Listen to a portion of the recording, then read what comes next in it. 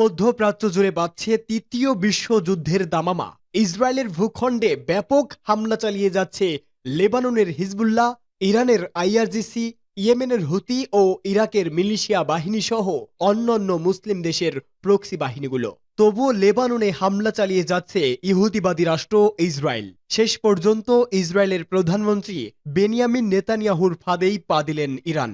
এদিকে ইসরায়েলকে ঘায়েল করতে পরাশক্তি হিসাবে কাজ করছে তুরস্ক। এবার লেবাননকে সহায়তার প্রতিশ্রুতি রাশিয়া ও চীনের। ইসরায়েলের সঙ্গে আমেরিকাকে মাটির সঙ্গে মিশিয়ে দিতে বদ্ধপরিকর এই বাহিনীগুলো। আর এরই মধ্যেই আমাদের হাতে এসে পৌঁছেছে গুরুত্বপূর্ণ আন্তর্জাতিক সংবাদ। শুরুতেই জানিয়ে দিব এই সংবাদগুলোর শিরোনাম। লেবাননের যোদ্ধাদের সঙ্গে সংঘর্ষ, পিছু হটল ইসরায়েলি বাহিনী। এরপরেই জানিয়ে দিব ইসরায়েলি আগ্রাসনে লেবাননের পাশে থাকার ঘোষণা শক্তিশালী দুই মুসলিম দেশ মিশর ও সৌদি আরবের। পরেই জানিয়ে দিব ইসরায়েলের বিরুদ্ধে লেবাননকে সর্বাত্মক সহায়তার অঙ্গীকার ইরানের। এরপরেই জানিয়ে দিব এক গুরুত্বপূর্ণ সংবাদ, ইসরায়েলে হামলা চালিয়ে নেতানিয়াহুর ফাঁদে পা দিল ইরান। এরপরেই থাকবে সিএনএন এর প্রতিবেদন, আগ্রাসী আচরণে চড়া মূল্য দিতে হচ্ছে ইসরায়েলকে। এবং সর্বশেষ জানিয়ে দিব বিশ্বের বুক থেকে ইহুদিবাদীদের আধিপত্য চিরতরে মুছে দিতে চীন ও রাশিয়াকে টেক্কা দিয়ে এগিয়ে যাচ্ছে তুরস্ক। এতক্ষণ শুনছিলেন সংবাদ শিরোনাম, এবারে বিস্তারিত। তবে তার আগে আপনি যদি ইসরায়েলের ভূখণ্ডে ইরান সহ লেবাননের যোদ্ধাদের সঙ্গে সংঘর্ষ, পিছু হটল ইসরায়েলি বাহিনী। লেবাননের প্রতিরোধ যোদ্ধা হিজবুল্লাহর সেনাদের সঙ্গে ইসরায়েলি বাহিনীর ব্যাপক সংঘর্ষ হয়েছে। এতে তারা পিছু হটতে বাধ্য হয়েছে। আল জাজিরার এক প্রতিবেদনে এ তথ্য জানানো হয়েছে। হিজবুল্লাহ জানিয়েছে ইসরায়েলের সেনারা লেবাননের দক্ষিণাঞ্চলের উদাইসা শহরের দিকে অগ্রসর হওয়ার চেষ্টা করেছে। এ সময় তাদের সঙ্গে হিজবুল্লাহ সেনাদের ব্যাপক সংঘর্ষ হয়েছে। গোষ্ঠীটি জানিয়েছে তাদের উপর ব্যাপক হারে বিস্ফোরণ ঘটানো হয়েছে, ফলে তারা পিছু হটতে বাধ্য হয়েছে। সংঘর্ষে ইসরায়েলের বেশ কয়েকজন হতাহত হয়েছে। হিজবুল্লাহ জানিয়েছে ইসরায়েলি সেনারা আবার আগ্রাসন শুরুর চেষ্টা করছে এবং হিজবুল্লাহর সঙ্গে তাদের সংঘর্ষ চলছে। প্রতিবেদনে বলা হয়েছে এই সংঘর্ষে নিহতের কোনো তথ্য পাওয়া যায়নি। এছাড়া ইসরায়েলি বাহিনীর পক্ষ থেকে হামলার বিষয়টি নিশ্চিত করা সম্ভব হয়নি। এর আগে গত বুধবার এএফপির এক প্রতিবেদনে বলা হয় হিজবুল্লাহ জানিয়েছে তারা ইসরায়েলের 3টি ট্যাঙ্ক গুড়িয়ে দিয়েছে। ট্যাঙ্কগুলো লেবাননের সীমান্তবর্তী গ্রামের দিকে অগ্রসর হচ্ছিল। ইরান সমর্থিত এই গোষ্ঠীটি জানিয়েছে তারা রকেট সহ 3টি মারাকোভা ট্যাঙ্ক ধ্বংস করেছে। এসব ট্যাঙ্ক মারুন আল রাজ গ্রামের দিকে অগ্রসর হচ্ছিল। এলাকাটিতে সকাল থেকেই ইসরায়েলি সেনাদের সঙ্গে হিজবুল্লাহর সংঘর্ষ হয়ে আসছে। এরও আগে লেবাননের সীমান্তবর্তী ওদাইসা শহরে হিজবুল্লাহর সঙ্গে ইসরায়েলি বাহিনীর সংঘর্ষ হয়েছে বলে জানায় ইসরায়েলি সংবাদ মাধ্যম। এতে ইসরায়েলের 2 সেনা নিহত এবং 18 জন আহত হন। প্রতিবেদনে বলা হয় মঙ্গলবার ইসরায়েল লেবাননে স্থল অভিযান শুরুর ঘোষণা দেওয়ার পর এটি প্রথম মুখোমুখি সংঘর্ষ। আল জাজিরা জানিয়েছে ইসরায়েলের জন্য দক্ষিণ লেবাননে হিজবুল্লাহর বিরুদ্ধে স্থল অভিযান গাজায় ফিলিস্তিনের স্বাধীনতাকামীদের সংগঠন হামাসের মুখোমুখি হওয়ার চেয়েও অনেক বেশি চ্যালেঞ্জিং। কেননা হিজবুল্লাহ একটি শক্তিশালী শত্রুপক্ষ যারা দীর্ঘ প্রশিক্ষণ নিয়েছে এবং তাদের সৈন্যরা সিরিয়ায় বহু বছর ধরে যুদ্ধ করে প্রশিক্ষিত হয়েছে। ইসরায়েলি আগ্রাসনে লেবাননের পাশে থাকার ঘোষণা মিশর ও সৌদি আরবের। ইসরায়েলের আগ্রাসনে লেবাননের অবনতিশীল পরিস্থিতি নিয়ে ফোনে কথা বলেছেন সৌদি পররাষ্ট্রমন্ত্রী প্রিন্স ফয়সাল বিন ফারহান এবং মিশরীয় পররাষ্ট্রমন্ত্রী বদর আবদেলটি। দুই মন্ত্রী অবিলম্বে লেবানন এবং গাজায় অবিলম্বে যুদ্ধবিরতির দাবি জানিয়েছে। এছাড়া চলমান পরিস্থিতিতে লেবাননের জনগণের পাশে সমর্থন ব্যক্ত করেছে তারা। একটি প্রতিবেদনে এ তথ্য জানিয়েছে সৌদি প্রেস এজেন্সি। ফোনালাপে সৌদি এবং মিশরীয় পররাষ্ট্রমন্ত্রী লেবাননে ইসরায়েলি অভিযান নিয়ে গভীর উদ্বেগ প্রকাশ করেছেন।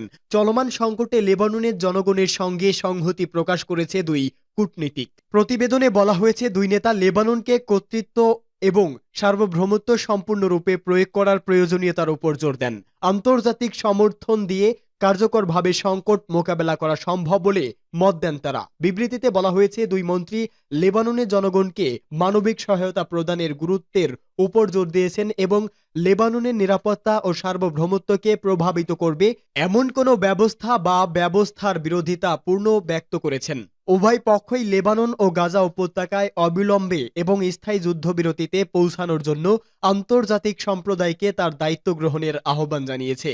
গাজা যুদ্ধের মধ্যে সেপ্টেম্বরের মাঝামাঝি সময়ে লেবাননে অভিযানের ঘোষণা দিয়েছে ইসরায়েল। এতে হিজবুল্লাহ এবং ইসরায়েলের মধ্যে সংঘর্ষ তীব্রভাবে বৃদ্ধি পেয়েছে।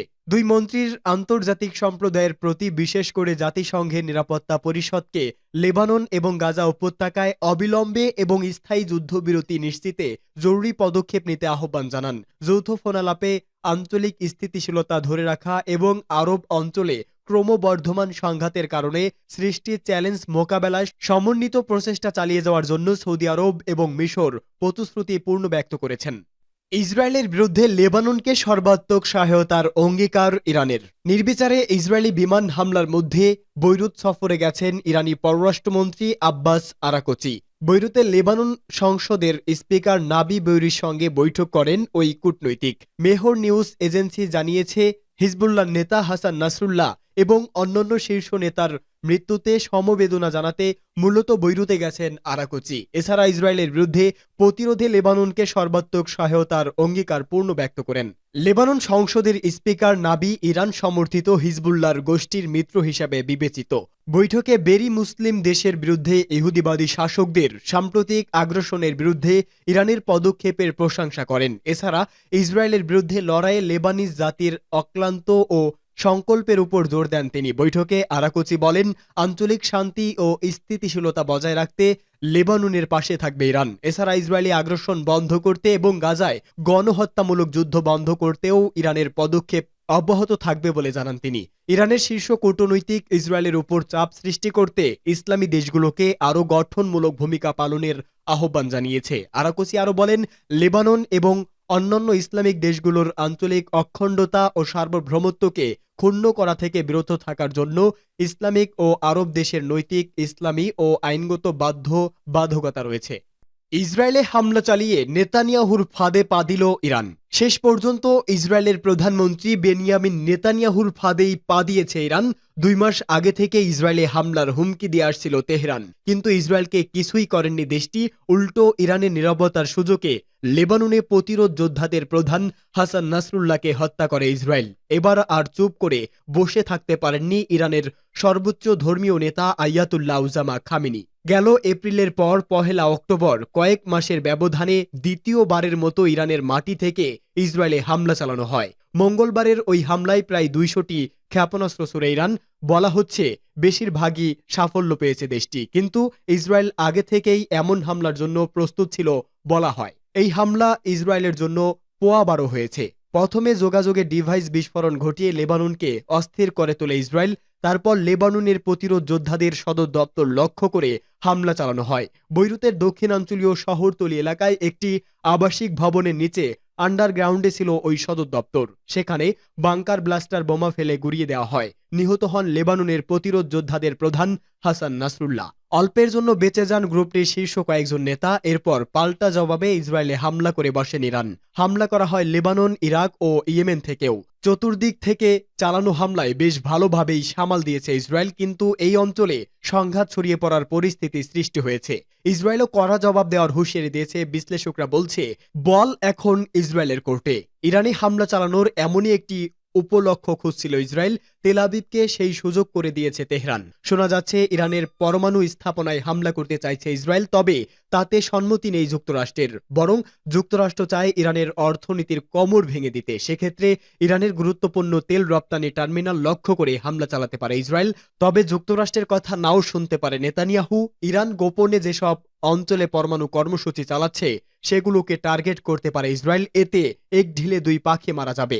সামরিক শক্তিতে ইরান যেমন পিছিয়ে যাবে, তেমনটি অর্থনৈতিকভাবেও বড় ধাক্কা খাবে দেশটি। তাছাড়া পরমাণু কর্মসূচি ব্যর্থ হলে ইরান মধ্যপ্রাচ্যে ইসরায়েলের জন্য মোটেও হুমকির কারণ হবে না।